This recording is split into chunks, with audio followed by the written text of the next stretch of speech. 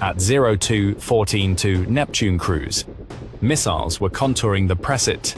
Rostov steppe at 80 meters, traversing 250 pint per second, locked on a target 55 kilometers east of Russian-occupied eastern Ukraine. Inside building 27 on Instrumentalna Street the night.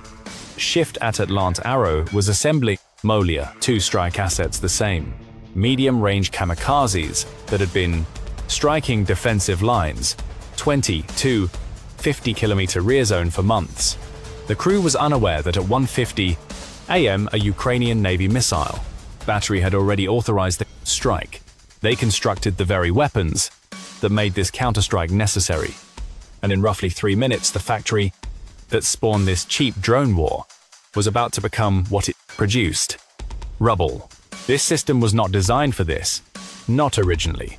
The R-360 started as an anti-ship asset, 870 kilograms, 150 kilogram warhead at 900 kilometers per hour, designed for sea skimming at height and punch through naval hulls. Its reach was 280 kilometers, ideal for coastal defense, not deep strikes. But the long-range Neptune version Kyiv had been quietly developing changed the calculus.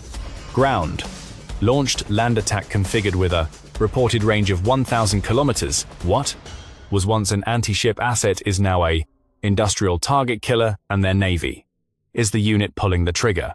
The targeting logic is highly straightforward. It was circular. Atlant's production line built Molniya 1 and Molniya 2 fixed-wing FPV strike drones and the Molniya 2R. Reconnaissance platform, open source. Tactical analysis describes the Molniya 2 as a medium-range strike system. Maximum takeoff weight around 10 kilograms. Payload was 3 to 5 kilograms. Operational range measured 30 kilometers with flight times up to minutes depending on drone configuration. Standard radio-controlled models were vulnerable to our jamming.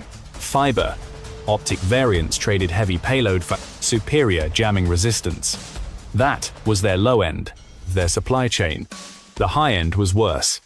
Atlant Arrow also manufactured critical components for the Orion E. This medium, high-altitude, long-endurance strike and reconnaissance drone had 3 hardpoints. Maximum takeoff weight, 1,100. 50 kilograms. Max payload 250. Cruising speed 200. Operating endurance reaches 30 hours. This Orion was no cheap plywood toy. It was a lethal strike platform, and its supply chain ran directly through the workshops. Our Neptune missiles were now targeting. We weren't just burning a warehouse, we were severing a vital artery, 55 kilometers east of enemy territory. The target was situated inside Taganrog, a sector we had previously hit. In January 2026, our drones hit this sector, inflicting verified damage on Atlant Arrow and the neighboring Berv aircraft company. That strike altered their defensive posture, not completely, but enough to add defensive layers. The perimeter was heavily reinforced. A rooftop overwatch post had been established atop the industrial tower overlooking their primary production yard. A sniper team was deployed to secure against saboteur, reconnaissance units, and tactical scout drones. The position made tactical sense. Industrial sites have clear sightlines, tall gantries, water, towers, and flat roofs stretching 200 meters in every direction. A sentinel with thermal optics and an open field of fire could dominate all ground approaches for half a powers kilometer. The sniper faced what he could not control. The operator only defended against human targets. But the Neptune has no human weakness. At 900 kilometers per hour, its terminal guidance is completely autonomous. Destroying that scout drone won't stop the strike. It only blinds our damage assessment. 90 kilometers west inside a mobile shelter, a Ukrainian operator maintained a steady, low-resolution thermal feed for almost 11 minutes streamed from a light drone hovering at 120 meters above the northwest sector of the industrial facility. His mission was not to pilot the Neptune. The weapon had its own terminal targeting. His task was to observe, providing damage assessment, keeping eyes on target before, during, and after impact. He required a stable platform, but the sniper needed that threat eliminated. On the roof, his thermal optics registered something, a cold flicker, no bird. The heat signature was far too consistent, too hot for ambient air. It hovered at 120 meters, drifting like a kite with no string. Roofline Western Tower. Someone was monitoring the yard. The shooter adjusted.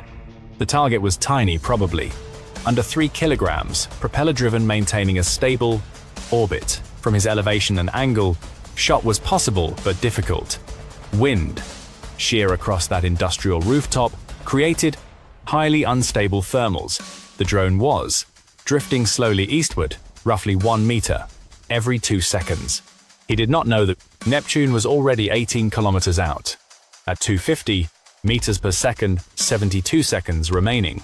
Taganrog's defensive network, if fully active, that night faced a calculations nightmare no defensive operator could solve. A Pantsir S-1 system designed specifically for this task, protecting critical military and industrial assets against incoming crews, missiles, and precise target-seeking weapons. 12 missiles on paper could theoretically detect a low-altitude cruise missile at roughly 36 kilometers, at 250 meters per second, giving my crew exactly 144 seconds. On paper, that allows target acquisition, classification, threat prioritization, launcher positioning, and fire control lock. But tactical reality defies theory.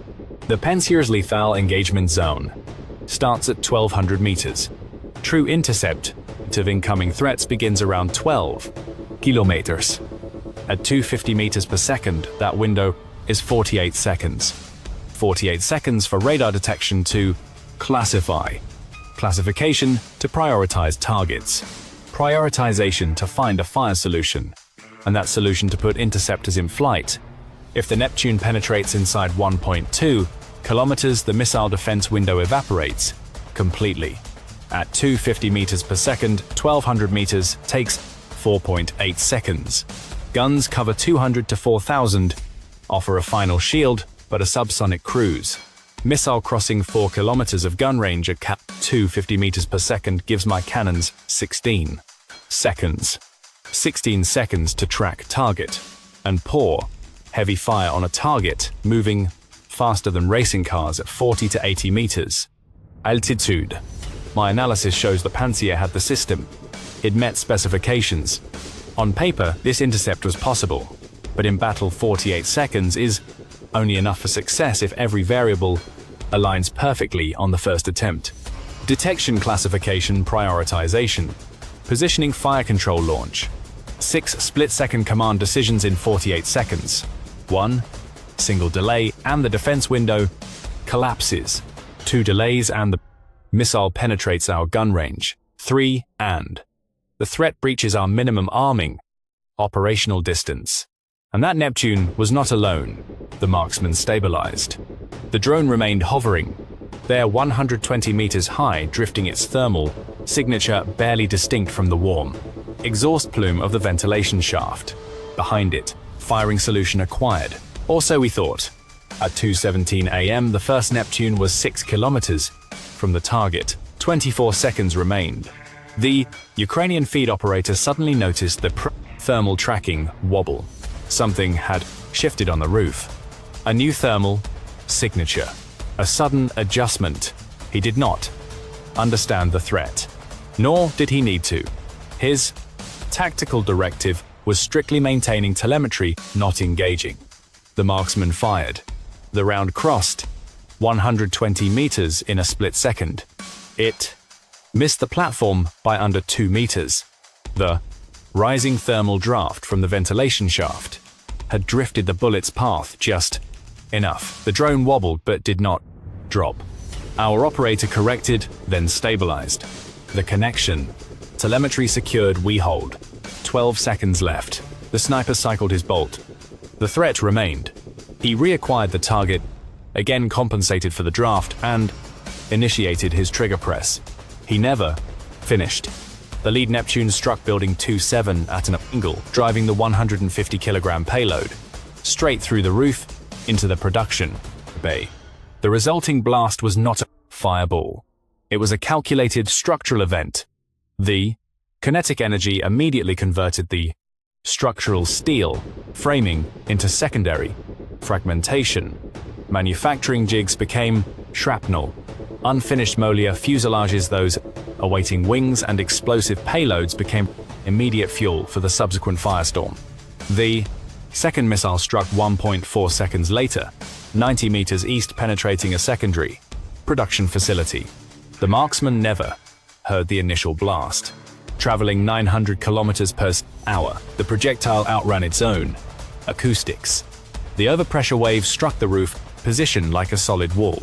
Not wind, but overpressure.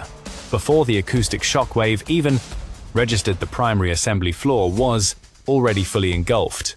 Our recon asset maintained its orbit. The video feed captured what space-based intelligence would later verify. One main building was completely obliterated, multiple others compromised. The operator tracked the impact for 40 seconds, documenting the intense thermal bloom, expanding across the industrial sector, then turned the platform westward, letting it transit home on emergency battery power. Telemetry was secured. The observer no longer had a target to monitor. Sunrise brought two conflicting tactical narratives. Rostov governor Yuri Sleza claimed 3 light casualties, along with minor commercial storage damage. Moscow's defense ministry countered, asserting they successfully intercepted the incoming Ukrainian strike drones, guided aerial munitions, and a Neptune missile, but neither report officially named Atlant. Kyiv did. The Ukrainian Navy quickly confirmed they deployed indigenous weapons, utilizing domestic Neptune cruise missiles to hit the Atlant aerospace facility. 5 days later, the General Staff finalized the battle damage assessment. 2 facilities completely destroyed, 4 damaged. High-resolution orbital imagery confirmed at least 1 structure leveled with several adjacent, showing catastrophic structural damage.